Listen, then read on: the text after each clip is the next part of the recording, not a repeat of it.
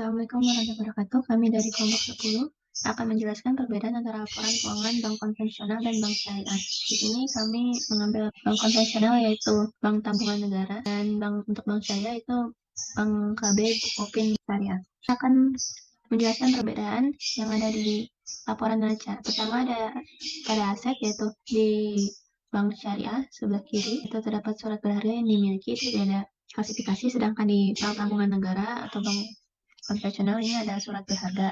Terdapat klasifikasi lagi di bank syariah itu terdapat piutang, sedangkan di bank konvensional terdapat kredit. Kemudian di pembagian pembiayaan.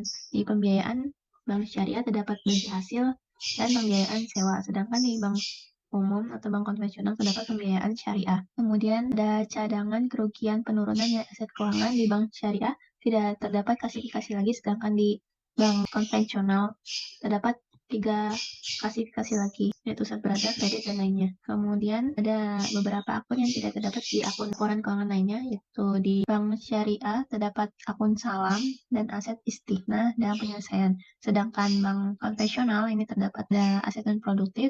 Di aset bagian aset antar kantor terdapat 2 klasifikasi lagi, yaitu operasional di Indonesia dan di luar Indonesia. Kemudian terdapat aset pajak tambahan. Kemudian di liabilitas dan ekuitas. Liabilitas ada beberapa akun yang tidak terdapat di akun lainnya. Di bank syariah ini ada dana simpanan wadia, kemudian ada dana investasi non profit sharing, dan liabilitas spot dan forward. Sedangkan di bank umum terdapat simpanan berjangka, akun simpanan berjangka, dana investasi revenue sharing, dan liabilitas spot dan derivatif, juga liabilitas pajak tambahan.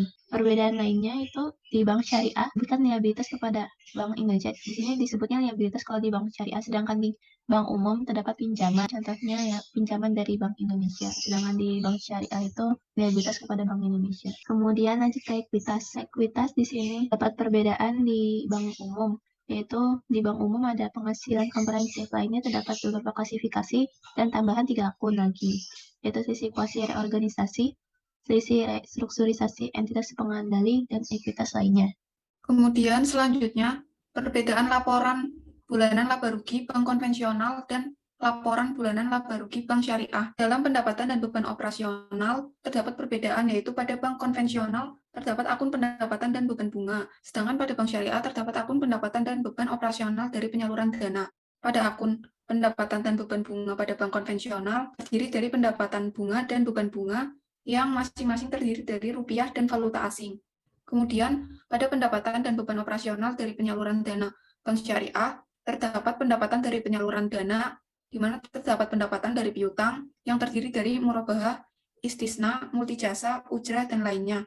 Kemudian, pendapatan bagi hasil yang terdiri dari mudarabah, musyarakah, dan lainnya. Kemudian pendapatan sewa, dan lainnya. Kemudian bagi hasil untuk pemilik dana investasi terdiri dari non-profit sharing dan profit sharing. Kemudian, pendapatan dan setelan distribusi bagi hasil. Selanjutnya, pada laporan laba rugi bank konvensional terdapat akun pendapatan dan beban operasional selain bunga, sedangkan pada bank syariah terdapat akun pendapatan dan beban operasional selain dari penyaluran dana.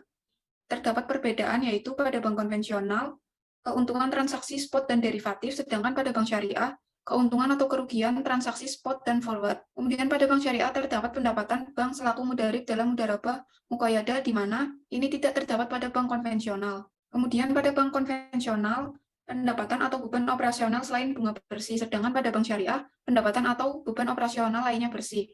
Kemudian pada pendapatan atau beban non-operasional, dalam bank konvensional terdapat keuntungan atau kerugian penjabaran transaksi valuta asing, di mana ini tidak terdapat dalam bank syariah. Kemudian, pada pendapatan atau beban non-operasional, bank konvensional terdapat keuntungan atau kerugian penjabaran transaksi valuta asing, di mana ini tidak terdapat pada bank syariah.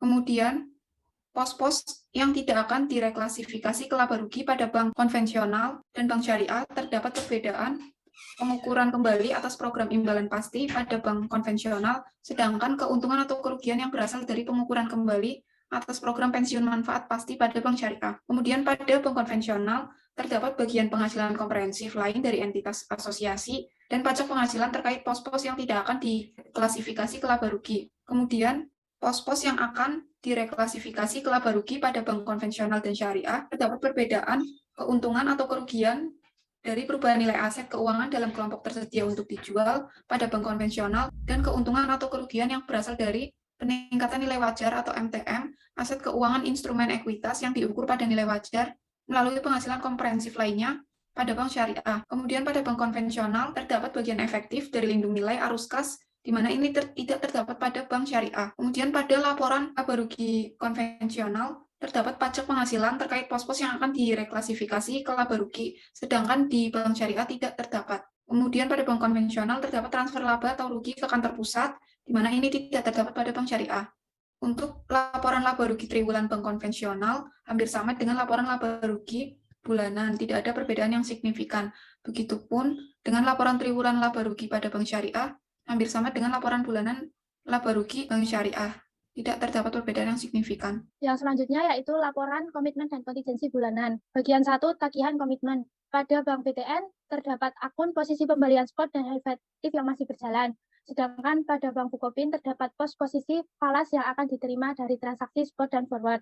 Bagian kedua yaitu kewajiban komitmen. Pada Bank BTN terdapat pos fasilitas kredit kepada nasabah yang belum ditarik yang terdiri dari BUMN dan lainnya. Sedangkan pada Bank Bukopin terdapat fasilitas pembiayaan yang belum ditarik dengan rincian committed dan uncommitted. Selanjutnya yaitu fasilitas kredit kepada bank lain yang belum ditarik yang terdiri dari committed dan uncommitted pada Bank BTN. Sedangkan pada Bank Bukopin tidak terdapat pos tersebut. Yang selanjutnya yaitu pada Bank BTN terdapat pos posisi penjualan spot dan derivatif yang masih berjalan. Sedangkan pada Bank Bukopin terdapat pos posisi falas yang akan diserahkan untuk transaksi spot dan derivatif. Bagian ketiga yaitu tagihan kontingensi. Pada Bank BTN terdapat pos pendapatan bunga dalam penyelesaian yang terdiri dari bunga kredit yang diberikan dan bunga lainnya.